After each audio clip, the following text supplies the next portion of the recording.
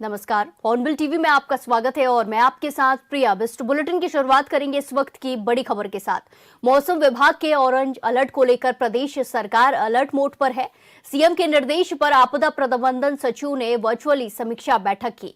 सभी जिलाधिकारियों को अहम कदम उठाने के निर्देश जारी किए गए हैं। पुलिस, स्वास्थ्य, पीडब्ल्यूडी समेत सभी विभाग सतर्क मोड पर है। गर्भवती महिलाओं और नवजात शिशुओं की सुरक्षा पर विशेष फोकस रखा गया है।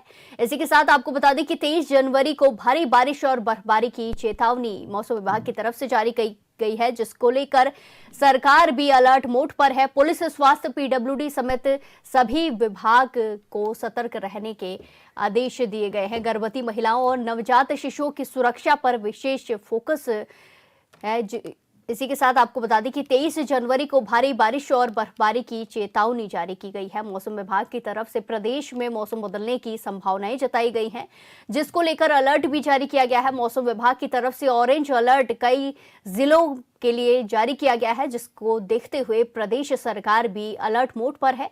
सीएम के निर्देश पर आपदा प्रबंधन सचिव ने वर्चुअली समीक्षा बैठक ली, जहां अधिकारियों को निर्देशित भी किया गया है। सभी जिलाधिकारियों को अहम कदम उठाने के निर्देश जारी किए गए हैं। मौसम से जुड़ी जानकारी आपको बताई जा रही है, जहां उत्तराखंड का मौसम बदलने वाला है, जहां 23 जनवरी को भारी बारिश और बर्फबारी की चेतावनी जारी की गई है। पुलिस, स्वास्थ्य और पीडब्ल्यूडी समेत सारे विभागों को सतर्क रहने के आदेश दिए हैं। गर्भवती महिलाओं और नवजात शिशुओं की सुरक्षा पर विशेष फोकस रखा गया है। इस खबर पर ज्यादा जानकारी के साथ सीधे जोड़ेंगे हमारे संवाददाता योगेश आर्य से। योगेश, मौसम विभाग की तरफ से 23 जनवरी के लिए अलर्ट जारी किया गया है। क्या कुछ तैयारियां चल रही है और क्या कुछ एडवाइजरी लोगों के लिए जारी की गई है? देखिए प्रिया, मौसम विभाग की ओर से ऑरेंज अलर्ट के मद्देनजर जो है उत्तराखंड सरकार भी अलर्ट मोड पर आ गई है। मुख्यमंत्री धामी के निर्देश पर आपदा प्रबंधन सचिव ने वर्चुअली समीक्षा बैठक जो है वो की है। सभी जिलाधिकारी उसमें उपस्थित रहे थे और एहतियाती कदम उठाने के निर्देश जो हैं उस बैठक में दिए गए हैं। पुलिस, स्वास्थ्य, पीडब्ल्यूडी सहित जो है तमाम विभागों को सतर्क रहने के लिए कहा गया है और उसके खासतौर पर गर्भवती महिलाओं और नवजात शिशुओं की सुरक्षा पर विशेष फोकस करने के लिए कहा गया है, क्योंकि 23 जनवरी से भारी जो है क्योंकि 23 जनवरी को जिस तरह से भारी बारिश और बर्फबारी की चेतावनी जो है वो मौसम विज्ञान केंद्र की ओर से जारी की गई, तो निश्चित तौर पर ऐसे में उससे पहले तमाम व्यवस्थाओं को दुरुस्त करना वो जो है आपदा प्रबंधन विभाग की जिम्मेदारी होती है और उसी को लेकर के जो है ये बैठक की गई है। जी बिल्कुल योगेश, ऐसे में 23 जनवरी के लिए भारी अलर्ट जारी किया गया है भाई कि बारिश होगी और बर्फबारी होगी। ऐसे में ये अलर्ट और भी आगे दिनों के लिए किया गया है या फिर 23 को ही सिर्फ भारी बारिश का अलर्ट है? देखिए, अभी फिलहाल अगर देखा जाए तो 23 जनवरी को भारी बारिश और बर्फबारी की चेतावनी जो है वो जारी की गई है, क्योंकि इस तरह पश्चिम विक्षोभ जिस तरह सक्रिय हो रहा है उससे माना जा रहा है कि आज रात से जो है बादल गरजने शुरू हो जाएंगे। कल जो है भारी बारिश और पहाड़ी बर्फबारी देखने को मिलेगी। इसके अलावा उसके बाद जो है कुछ दिन तक मौसम जो है थोड़ा ऐसा ही शुष्क रहने वाला है। उसके बाद फिर सोमवार और मंगलवार से जो है इस तरह से एक बार फिर बारिश का सिलसिला शुरू हो सकता है। तो निश्चित तौर पर उसको लेकर के अभी से पूरी जो प्लानिंग है वो की जा रही है और जिस तरह से अलर्ट जारी किया गया है उसी के मद्देनजर जो है उत्तराखंड सरकार अलर्ट पर है और धामी सरकार ने जो है सीधे तौर पर आपदा प्रबंधन को इसकी तैयारियों के लिए कहा है, जिलाधिकारियों से बैठक करने के लिए कहा है। उसी के नियमित बैठक की गई है और बैठक में जो है तमाम जो दिशा निर्देश है वो दिए गए हैं। जी बिल्कुल, धन्यवाद योगेश हमारे साथ तमाम जानकारी साझा करने के लिए। इसी के साथ खबरों में आगे बढ़ते हैं। नंदा देवी राष्ट्रीय पार्क के तहत आने वाला तपोवन क्षेत्र भी अब भीषण वनाग्नि की चपेट में आ चुका है, जिससे पहाड़ियों और जंगलों की बेशकीमती वन संपदा को भारी नुकसान पहुंचना लाजमी है। पहाड़ों पर इस तरह धधकती आग अब पार्क प्रशासन के लिए बड़ी चुनौती बनती जा रही है। फिलहाल विभाग की टीमें दुर्गम क्षेत्रों की विकट पहाड़ियों में पहुंचकर आग पर काबू पाने के लिए दिन रात मशक्कत कर रही है। इधर मामले की गंभीरता को देखते हुए नंदा देवी राष्ट्रीय पार्क के वन क्षेत्राधिकारी गौरव नेगी ने बताया कि विभाग ने न केवल आग बुझाने के सक्रिय प्रयास कर रहा है, बल्कि क्षेत्र के ग्रामीणों को जागरूक भी किया जा रहा है। उन्होंने चिंता व्यक्त करते हुए कहा कि आग विकराल रूप धारण कर रही है, स्थिति नियंत्रण में लाने की कोशिश जारी है। वन विभाग ने चेतावनी दी है कि वनों को नुकसान पहुंचाने वालों के खिलाफ सख्त कार्रवाई की जाएगी।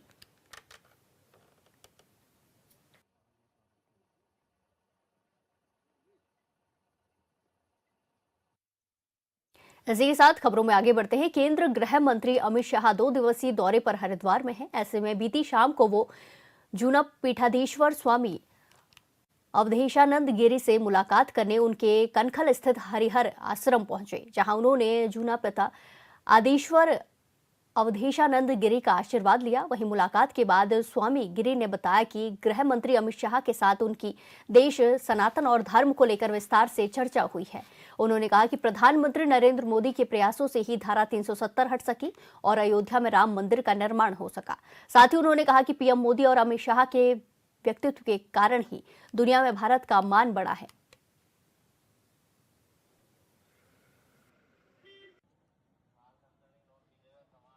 भारत के यशस्वी गृह मंत्री आदरणीय अमित शाह जी हरिहर आश्रम आए और उनसे लोक कल्याणार्थ तो चर्चा हुई, लेकिन राष्ट्रोत्थान के साथ साथ समसामयिक अनेक विषय और उनकी चूंकि आध्यात्मिक अभिरुचियां बड़ी अद्भुत हैं, तो उनसे कुछ आध्यात्मिक विषयों पर भी चर्चा हुई और विशेष तौर पर ये चर्चा हुई कि किस तरह से राष्ट्र में अद्भुत प्रगति हो। जैसे हमने उन्हें धन्यवाद दिया धारा 370 के लिए, हमने उन्हें अति धन्यवाद दिया अभी कि उनके माध्यम से राम मंदिर का निर्माण संभव हो सका है। और जो आज एक बड़ा परिवर्तन है, सुखद परिवर्तन, भय मुक्त समाज है, समाज में भय नहीं है, आर्थिक प्रगति कितनी है। आज देश इस सामर्थ्य का है कि कभी हम पड़ोसी देशों के सामने भी संकोच करते थे, लेकिन आज हम बड़े बड़े राजाओं के आगे और अमेरिका के सामने भी नहीं झुक रहे हैं। क्या वह अमेरिका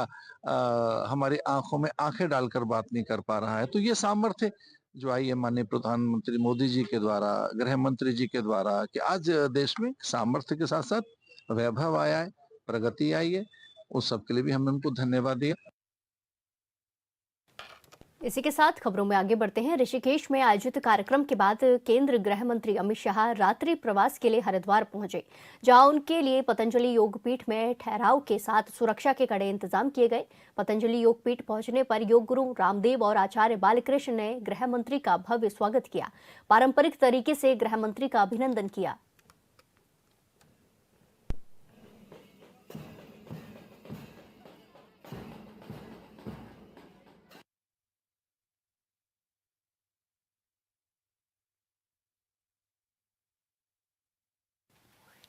पेपर लीक केस में आरोपी हाकम सिंह को उत्तराखंड हाईकोर्ट से जमानत मिल गई है, जबकि उसके सहयोगी पंकज गौड़ को जमानत 14 जनवरी को न्यायमूर्ति आशीष नैथानी की एकल पीठ में मंजूरी हुई थी। हाईकोर्ट के अवकाशकालीन जज न्यायमूर्ति आलोक मेहरा की एकल पीठ के हाकम सिंह की जमानत अर्जी की सुनवाई को पेश हुई। याचिकाकर्ता की ओर से वरिष्ठ अधिवक्ता अवतार सिंह रावत ने कोर्ट को बताया कि हाकम सिंह के खिलाफ नकल कराने के साक्ष्य नहीं है, उसे पूर्व के रिकॉर्ड के आधार पर पुलिस ने गिरफ्तार किया है। इसके अलावा इस मामले में एक अन्य आरोपी की जमानत दे दी गई है। इन तर्कों के आधार पर हाईकोर्ट ने हाकम सिंह की जमानत मंजूर कर ली।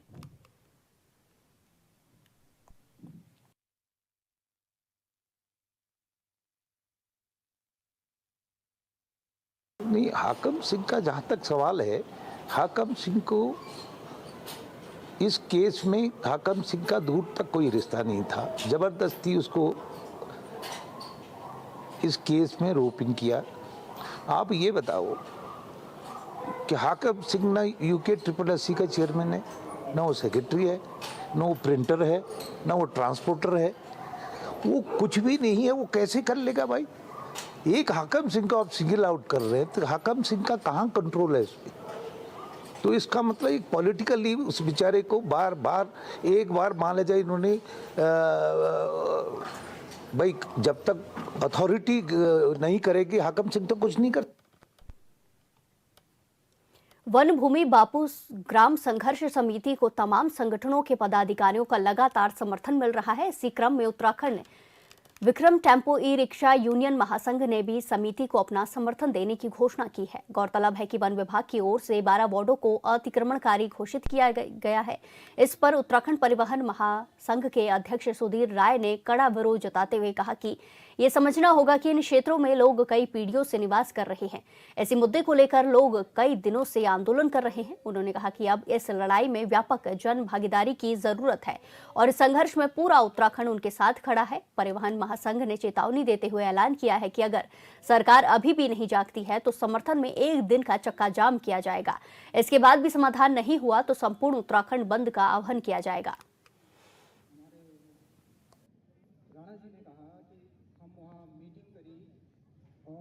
ये लड़ाई जो है कोर्ट में भी लड़ी जा रही है और उसके अलावा जो है ये लड़ाई हमारी जो सड़क में शुरू हो गई है। ये सरकार के आदेशों को जो प्रभावित करने के लिए सरकार जो है जो नियम बना सकती है और जिसके अंतर्गत जो है ये क्षेत्र राजस्व हो सकता है, उसके लिए हम लोगों जो ये लगातार जो है इसको लड़ रहे हैं और अभी इसके बाद निरंतर ये संघर्ष और बढ़ेगा।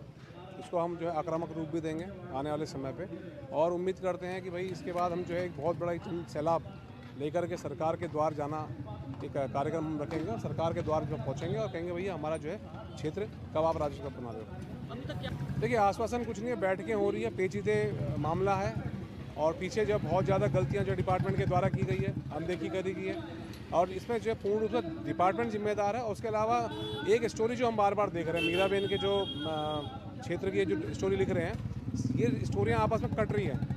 डिपार्टमेंट के द्वारा लिखे गए भिन्न भिन्न अधिकारियों की स्टोरियाँ भिन्न भिन्न स्तरों पर कट रही है, तो उसके आधार पर जो हम लोग आगे लड़ाई लड़ रहे हैं और इससे पहले का भी जांच करना चाह रहे हैं कि आखिर है क्या। तो ऋषिकेश में व्यापक जन भागीदारी के लिए आह्वान किया जा रहा है, विरोध प्रदर्शन किया जा रहा है, जहां 12 वार्डों को अतिक्रमणकारी घोषित कर दिया गया है, जिसके चलते लोगों में विरोध देखने को मिल रहा है। वन भूमि बापू ग्राम संघर्ष समिति ने भी इसमें समर्थन दिया है। पौड़ी की जिला स्तरीय मैथ्स विजार्ड और स्पेल जीनियस प्रतियोगिता का राजकीय इंटर कॉलेज में समापन हो गया है, जिसमें जिले के 15 विकास खंडों के कुल 60 प्रतिभागियों ने प्रतिभाग किया, जिसमें 3 चरणों के बाद फाइनल का रिजल्ट घोषित किया गया। प्रतियोगिता में पहला और दूसरा स्थान प्राप्त करने वाले प्रतिभागी राज्य स्तर पर होने वाली प्रतियोगिताओं में प्रतिभाग करेंगे। आपको बता दें कि कार्यक्रम का शुभारंभ जिला शिक्षा अधिकारी माध्यमिक शिक्षा रणजीत नेगी ने दीप प्रज्वलित कर किया।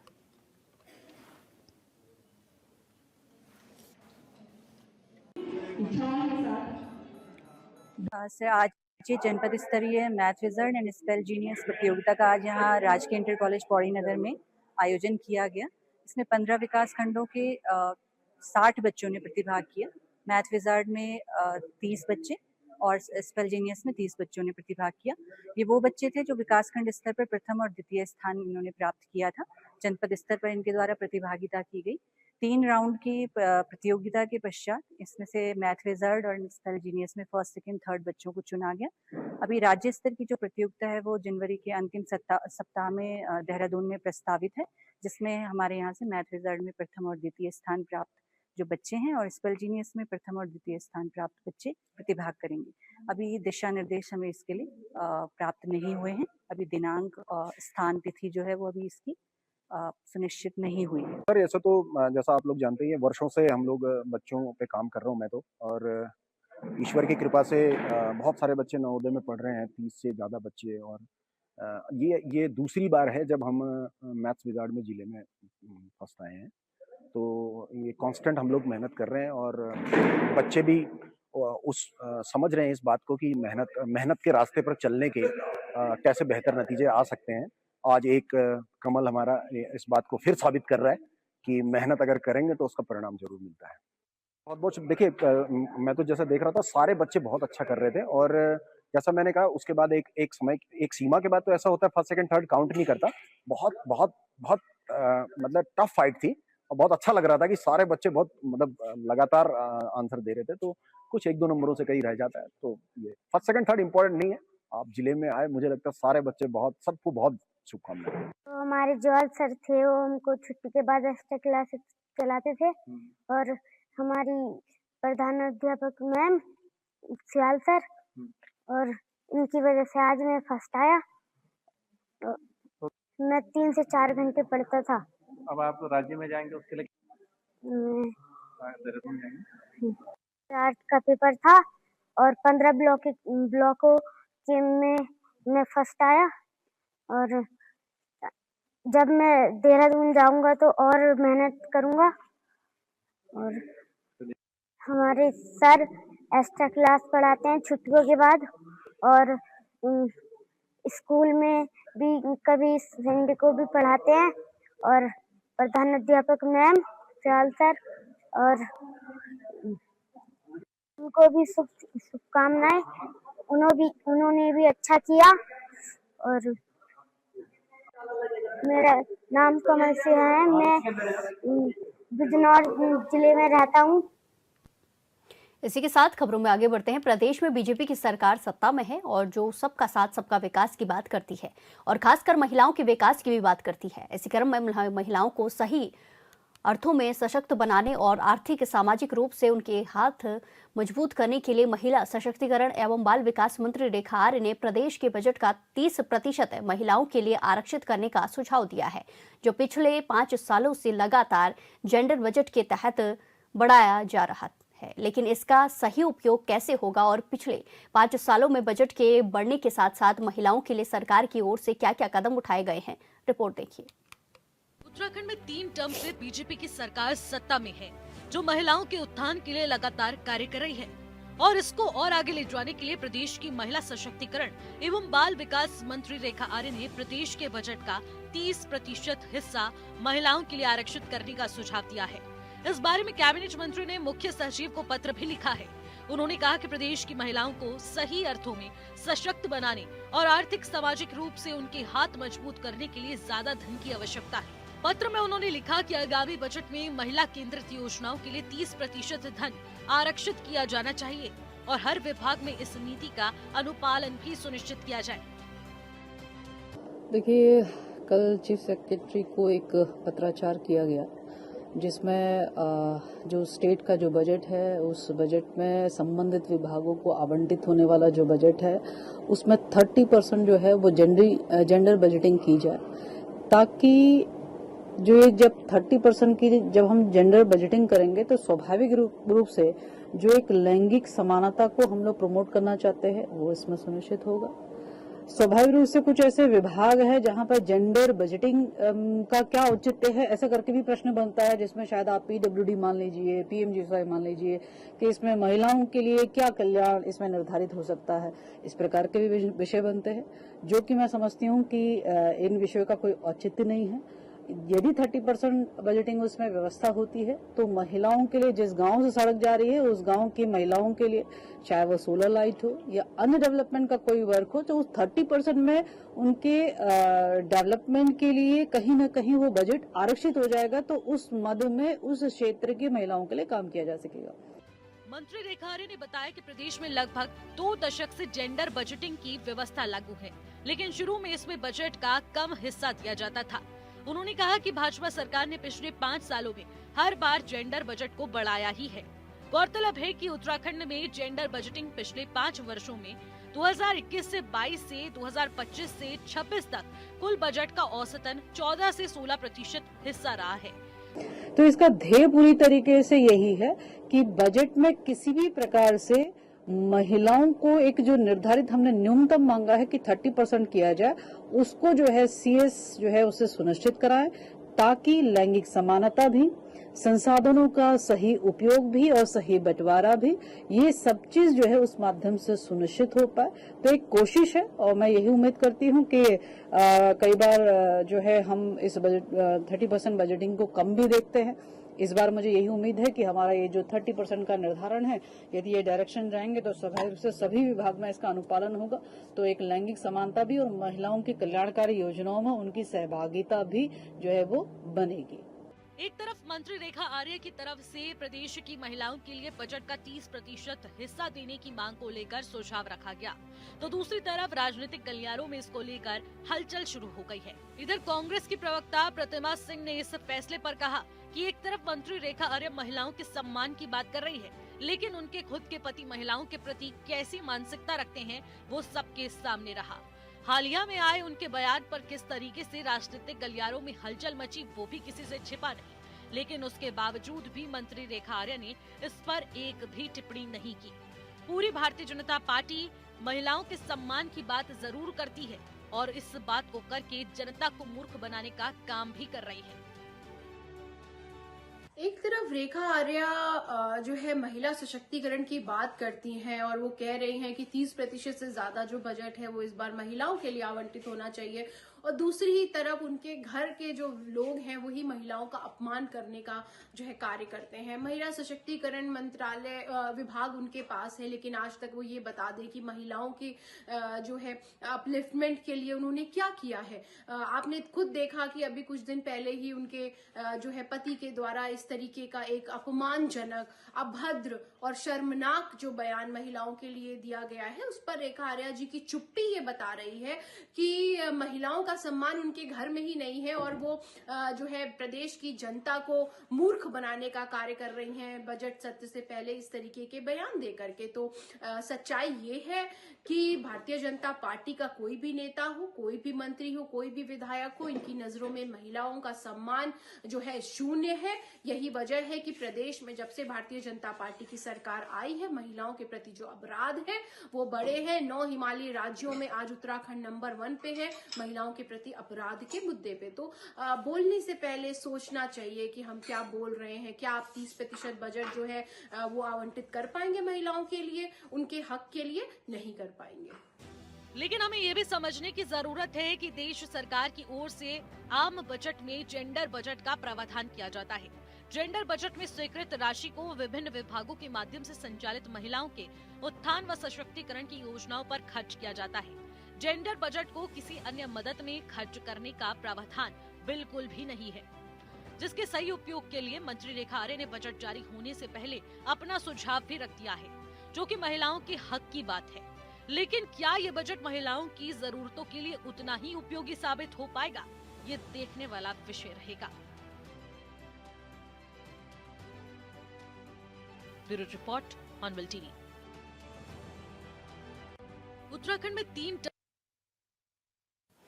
चमोली के थराली में 2.5 साल पहले आदर्श इंटर कॉलेज का मुख्य भवन क्षतिग्रस्त हो गया था, लेकिन 2.5 साल बाद भी ना ही मलबा हटा है और ना ही जर्जर भवन का ध्वस्तीकरण किया गया है। लिहाजा डर के साए में बच्चे पढ़ने को मजबूर हैं।